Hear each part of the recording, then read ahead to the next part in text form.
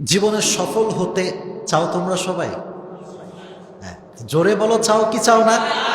এই চাওয়া শব্দের ভেতরে তো থাকবে তুমি আসলে চাও কি চাও না। চাই, মন চায়, সবাই সফল হতে চায়। পৃথিবীর এমন কোনো ব্যক্তি আপনি পাবেন না যে সফল হতে চায় না।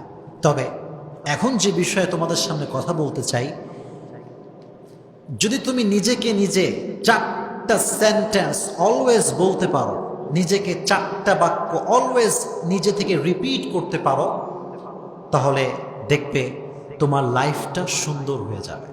তোমার আশেপাশের মানুষরা তোমাকে ভালোবাসতে শুরু করবে। কয়টা বাক্য নিজেকে বলতে হবে? অলওয়েজ চারটা বাক্য বলার অভ্যাস করেন, দেখবেন আপনার চতুর্পাশ সুন্দর হয়ে যাবে, আপনার লাইফটাও সুন্দর হয়ে যাবে। সুবহানাল্লাহ পড়া চারটা বাক্য সকলেই বলবেন তো ইনশাআল্লাহ? দেখেন, সফল ব্যক্তিরা সব সময় চারটা সেন্টেন্স রিপিট করে, অলওয়েজ বলে, বারবার বলে। এক নাম্বার সেন্টেন্স যেটা সফল মানুষরা বলে সেটা হচ্ছে আই অ্যাম রং। আই অ্যাম, বলেন আই অ্যাম রং। সকলকে বলতে হবে আই অ্যাম রং, আমি ভুল। আমি কি ভুল? সফল ব্যক্তি যারা, বুদ্ধিমান যারা, তারা সবসময় নিজেকে বলে I am wrong, you are right. সে ভুল হলেও বলে রাইট, ঠিক হলেও বলে রাইট। কেন?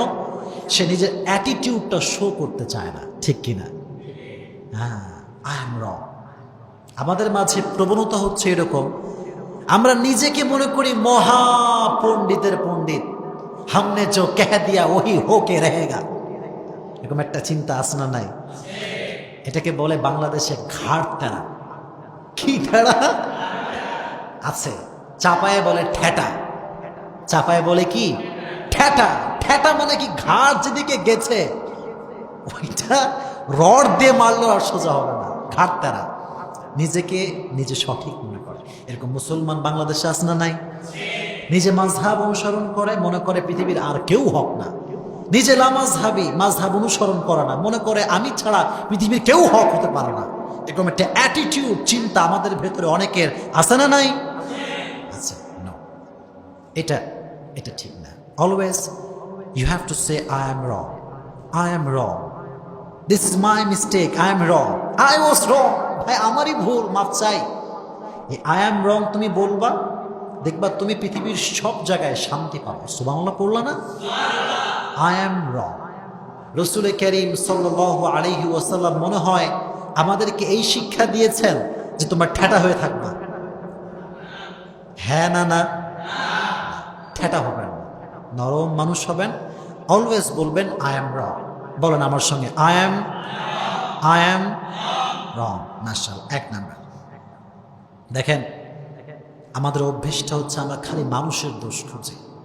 কিছু কিছু মেয়ে আছে দেখবেন, আয় রে আল্লাহ, মেয়েদের কথা কি বলবো। মেয়েদের ডিউটি হচ্ছে এক মেয়ে আর এক মেয়ের দোষ খুঁজে বেড়ায়, ঠিক কিনা বললে না? যে খালি দোষ খুঁজে। আমার বান্ধবীর ওইটা ভালো না, ওই মাইয়ার চেহারা ভালো না, ওর চোখটা একটু বেঁকা, ওর চোখটা কয়রা, ও একটু ট্যারা, ও আটা মাখে বেশি, ও ময়দা মাখে বেশি। এরকম অভিযোগ মেয়েদের আছে না নাই? মেয়েদের কিছু কিছু মেয়ে আছে এরকম, খালি অন্য মেয়ের দোষ খোঁজে। মনে রাখবেন, যেই মেয়ে নিজের দোষ বাদ দিয়ে অন্য মেয়ের দোষ খোঁজে, মনে রাখতে হবে সে যার দোষ বলছে সেই ব্যক্তি যোগ্য, আর সে নিজেই হচ্ছে অযোগ্য। ছিল ঠিক কিনা? নিজেকে দেখতে হবে, নিজের দোষটা তুমি দেখো না, অন্য মেয়ের দোষ দিয়ে কোনো লাভ নাই। ওমর ফারুক রাদিয়াল্লাহু তাআলা আনহু যখন মৃত্যুবরণ করেন, ওমর ফারুক কি সাধারণ মানুষ নাকি অসাধারণ মানুষ? অসাধারণ মানুষ। এমন মানুষ যে মানুষকে রাসূল কারীম সাল্লাল্লাহু আলাইহি ওয়াসাল্লাম দুনিয়াতেই জান্নাতি মানুষ হিসেবে ঘোষণা করেছে। সুবহানাল্লাহ পড়ে। ওমর যখন নিয়ার বাই ডেথ, মৃত্যুর আশেপাশে চলে আসছে, একদম এই তো খুব দ্রুত মরে যাবে, খুব কাছে চলে আসছে মৃত্যুর, ওমরের মতো মানুষ কপালে হাত দিয়ে এভাবে বাড়ি দিচ্ছে, যায় রে অমর, আজকে তোর ধ্বংস, আজকে তুই ধ্বংস, আজকে তুই কবরে যাচ্ছিস। আজ যদি তোর দোষ ধরা পড়ে আল্লাহর কাছে, তোর কোনো ছাড় হবে না। তুই আল্লাহর কাছে কোনো ছাড় পাবি না। অমর মৃত্যু অবস্থায় এত পারফেক্ট মানুষ, জান্নাতি মানুষ নিজের দোষ নিয়ে চিন্তা করতে করতে মরেছে। আর বাঙালি নিজে আজীবন এক ওয়াক্ত নামাজ পড়ে না, আজীবন কোনোদিন মসজিদে আসে না, হুজুর এবং আলেমদেরকে নিয়ে বদনাম করেছিল। এখন ঠিক কিনা? এটা হচ্ছে আমাদের কোয়ালিটি না। নিজের দোষ দেখবেন, মানুষের দোষ দেখবেন না। ঠিক আছে ইনশাআল্লাহ? অলওয়েজ বলবেন আই এম মাশা। 1 নাম্বার। 2 নাম্বার যেটা তোমরা বলবা সেটা হচ্ছে আমার সঙ্গে বলো আই এম সরি। বলো আই এম সরি। এটা অলওয়েজ বলবেন।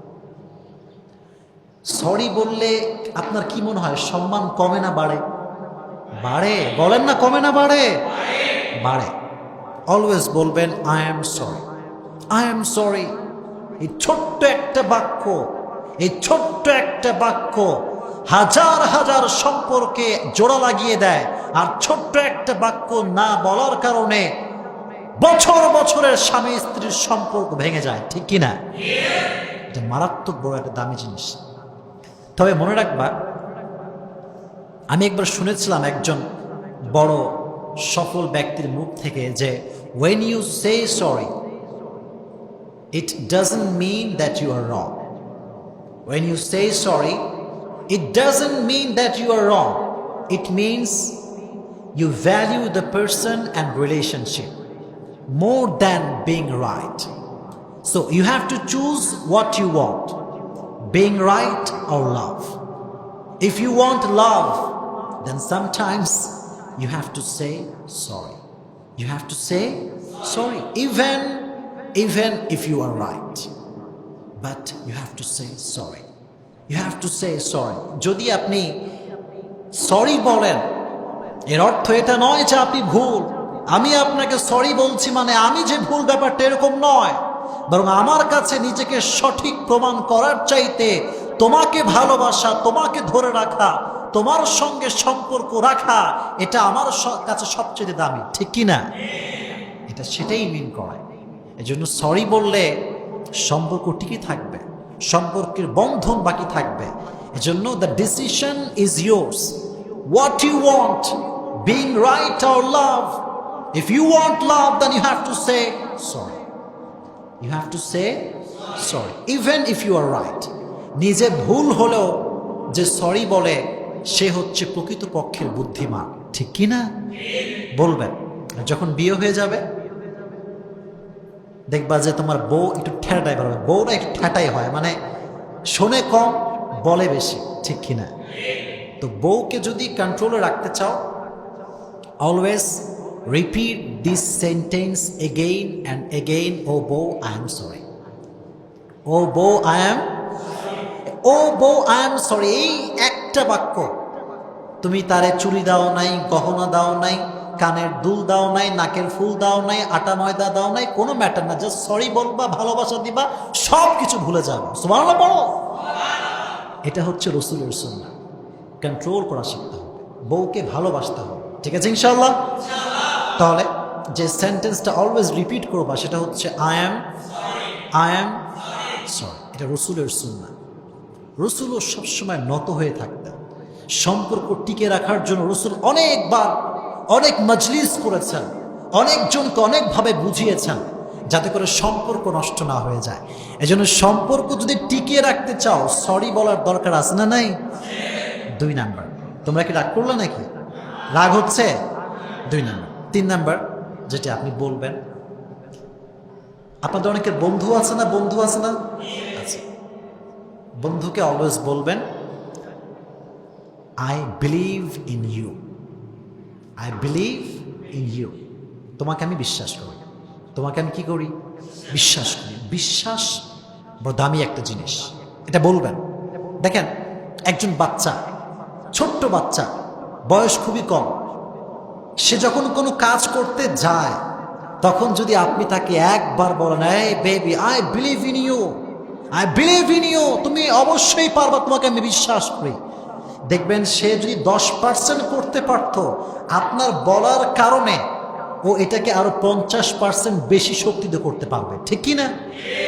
দামি একটা জিনিস। এজন্য রিলেশনশিপে হোক, আপনার স্বামী স্ত্রীর সম্পর্কে হোক, যেখানেই হোক না কেন, মানুষকে বলবেন আই বিলিভ ইন ইউ, আমি তোমাকে বিশ্বাস করি।